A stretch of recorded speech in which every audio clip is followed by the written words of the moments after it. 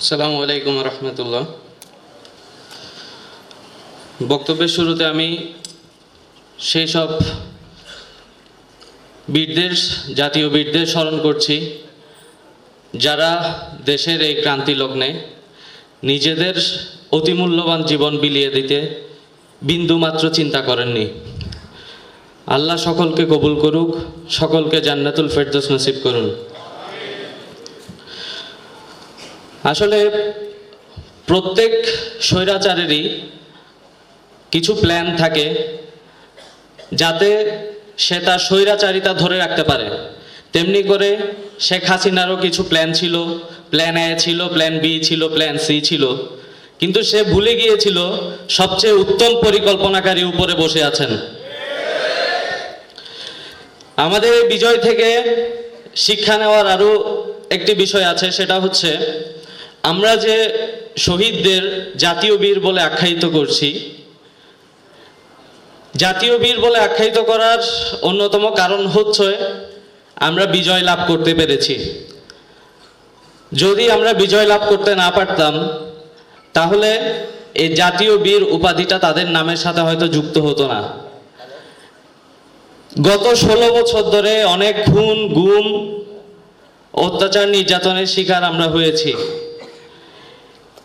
সেই 2008 সাল থেকে শেখ হাসিনা বিদায় নেওয়া পর্যন্ত যতজন মানুষ খুন হয়েছেন তারা সকলেই জাতীয় বীর, তারা সকলেই আমাদের জাতীয় সম্পদ। আরেকটি বিষয় আমি উল্লেখ করতে চাই, যখন আমরা আন্দোলনে ছিলাম তখন আমরা ভেবেছিলাম যে ছাত্ররা হয়তো খুব একা হয়ে পড়েছে, কারণ যখন একটা পারিবারিক অনুষ্ঠান হয় সেখানে বাবা না থাকলে খালি লাগে, পারিবারিক অনুষ্ঠানে মা না থাকলে খালি খালি লাগে। ঠিক তেমনিভাবে আমরা খুব খালি খালি অনুভব করছিলাম আন্দোলনের মাঠে। কিন্তু যখনই আমাদের শ্রদ্ধেয় শিক্ষকগণ, যখনই আমাদের সিনিয়ররা আমাদের মধ্যে এসে উপস্থিত হয়েছেন, রাজপথে উপস্থিত হয়েছেন, তখনই আমরা বুঝতে পেরেছি আন্দোলন পূর্ণতা লাভ করেছে। যখন আন্দোলনে আমি আমার শিক্ষকদেরকে দেখলাম তখন শিক্ষকরা প্রকাশ্যে সেটা প্রচার করতে পারতেন না, কিন্তু আন্দোলনে যখন আমি আমার শিক্ষকদের দেখলাম, আমার ডিপার্টমেন্টের অনেক শিক্ষকদেরকে আমি সেখানে দেখেছি, ভার্সিটির একাধিক অফিসারকে আমি সেখানে উপস্থিত দেখেছি আন্দোলনে। এই বিষয়গুলো আসলে আমাদের যে আবেগ, আমাদের যে আকাঙ্ক্ষা, এটাকে কতটুকু ত্বরান্বিত করেছিল এটা ভাষায় প্রকাশ করার বিষয় নয়। আমি দু একজনের নাম উল্লেখ করতেই চাই। আমাদের ইংরেজি বিভাগের আজিজ স্যার ছিলেন, আমাদের ইংরেজি বিভাগের ইকবাল স্যার ছিলেন, তারপর স্টুডেন্ট ওয়েলফেয়ার ডিভিশনের এরশাদুল হক।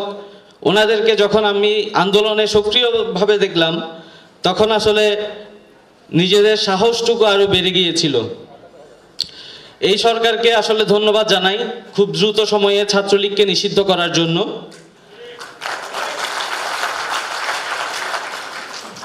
এখন আমাদের দাবিটুকু হলো যত দ্রুত সময়ে আপনারা নিষিদ্ধ করেছেন তত দ্রুত সময়ে তাদেরকে বিচারের আওতায় নিয়ে আসুন। তাদের প্রত্যেকটা অপকর্মের বিচার আপনারা জনসম্মুখে করে দেখান।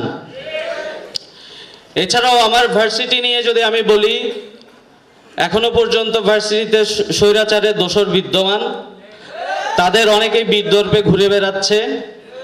আমরা কোনো স্বৈরাচারের দোসরকে এই ক্যাম্পাসের ভেতরে দেখতে চাই না। 16 তারিখ আমার ভাইদের উপর যে হামলা হয়েছে সে হামলার ব্যাপারে এখনো কোনো মামলা আমরা সচক্ষে দেখতে পারি নাই। আমরা এর সুষ্ঠু তদন্ত এবং বিচার চাই।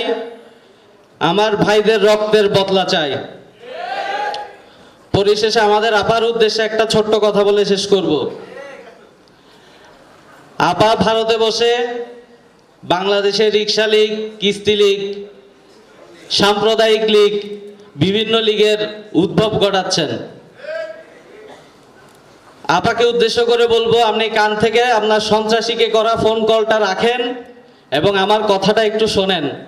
আপনার এই রিক্সা লীগ, কিস্তি লীগ, এইগুলাকে মোকাবেলা করার জন্য আমাদের আহতদের এই লাঠিগুলাই যথেষ্ট।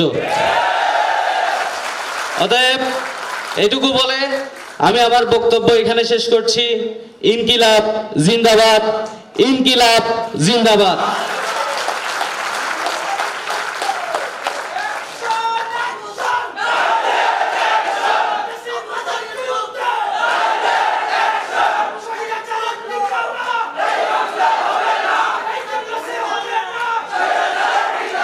ধন্যবাদ আব্দুল্লাহ আল শাহেদ। সুধীমণ্ডলী,